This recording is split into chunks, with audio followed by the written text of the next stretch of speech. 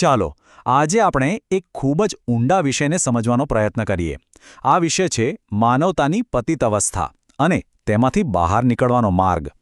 આપણે સાથે મળીને પાપ, સંઘર્ષ અને કૃપાની આ સફરને જાણીશું.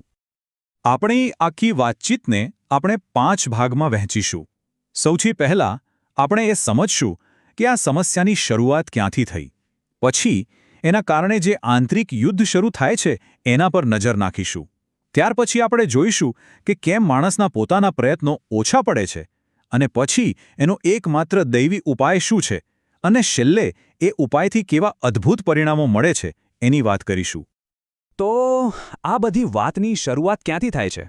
એ થાય છે એક મૂળભૂત સમસ્યાથી, એક શ્રાપથી, જેની અસર ફક્ત બહારની દુનિયા પર જ નહીં પણ આપણા સ્વભાવ પર પણ પડે છે.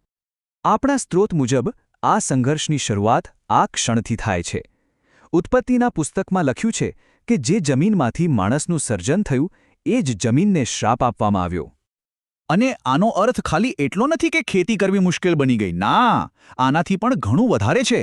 આનો અર્થ છે જીવનભરનો સંઘર્ષ, પીડા અને મૃત્યુ. અને આ બધાને કારણે ઈશ્વરની આજ્ઞાનું પાલન કરવું લગભગ અશક્ય જેવું બની ગયું. પણ આ સંઘર્ષ જે છે ને એ ફક્ત બહારની દુનિયાનો નથી. અસલી લડાઈ તો અંદર ચાલી રહી છે, આપણી પોતાની અંદર. અને આ એક બહુ જ વિચિત્ર લડાઈ છે.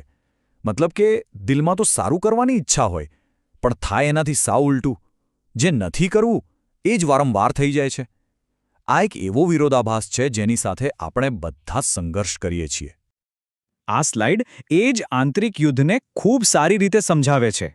જાણે અંદર બે કાયદાઓ લડી રહ્યા હોય. એક બાજુ આપણું મન છે જે ઈશ્વરના નિયમોથી ખુશ થાય છે અને બીજી બાજુ છે પાપનો નિયમ જે સતત લડાઈ કરીને આપણને ગુલામ બનાવી લે છે. આ જ હતાશા, આ જ લાચારી પ્રેરિત પાઉલના શબ્દોમાં છલકાઈ છે જ્યારે એ પોકારી ઉઠે છે કે હું કેવો દુર્ભાગી માણસ છું, મને આ મૃત્યુના શરીરમાંથી કોણ છોડાવશે. આ બતાવે છે કે બચાવની કેટલી ઊંડી જરૂર છે. અને આ જ હતાશા આપણને એક ખૂબ જ મહત્વના મુદ્દા પર લાવીને મૂકી દે છે. આ ઉપદેશ મુજબ આ આંતરિક યુદ્ધને ફક્ત પોતાની તાકાતથી જીતવું અશક્ય છે. જો વાત એમ છે કે કોઈ વ્યક્તિ પોતાની તાકાતથી કદાચ કોઈ ખરાબ કામ કરતા અટકી જાય, જેમ કે કોઈની હત્યા ન કરે, પણ શું એ જ વ્યક્તિ પોતાના દુશ્મનને સાચા દિલથી પ્રેમ કરી શકે? સ્ત્રોત કહે છે ના, એ ફક્ત બહારથી આજ્ઞાપાલનનો દેખાવ કરી શકે છે પણ અંદરથી પાપની ઈચ્છાઓ પર જીત મેળવી શકતો નથી. એટલે જ મૂળ વાત એ છે કે ભલેને ગમે તેટલા નિષ્ઠાવાન પ્રયત્નો કરવામાં આવે, પરિણામ તો એ જ આવવાનું છે જે શ્રાપનું ફળ છે, એટલે કે કાંટા અને ઝાંખરા.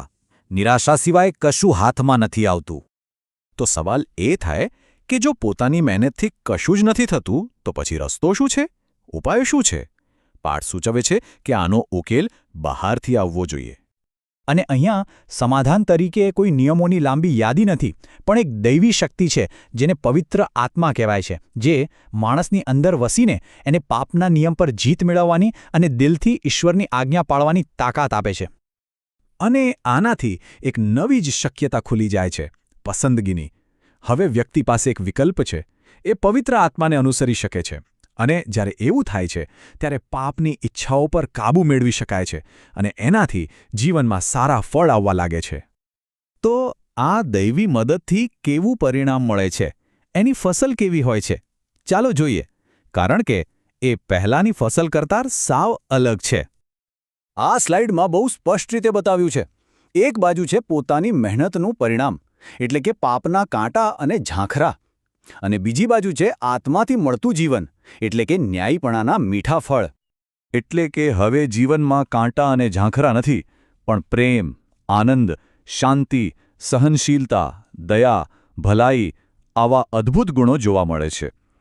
અને આ એવા ગુણો છે જે કોઈ પોતાની મહેનતથી ક્યારે પેદા કરી જ ન શકે. તો આખી વાતનો સાર શું નીકળ્યો?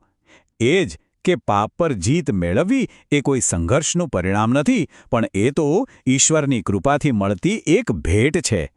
આ આત્મનિર્ભરતા છોડીને દૈવી કૃપા પર આધાર રાખવાની વાત છે. અને અંતે આ વિશ્લેષણ આપણી સામે એક મોટો સવાલ મૂકી જાય છે. શું કોઈ પોતાની તાકાતથી પાપ પર જીત મેળવી શકે છે?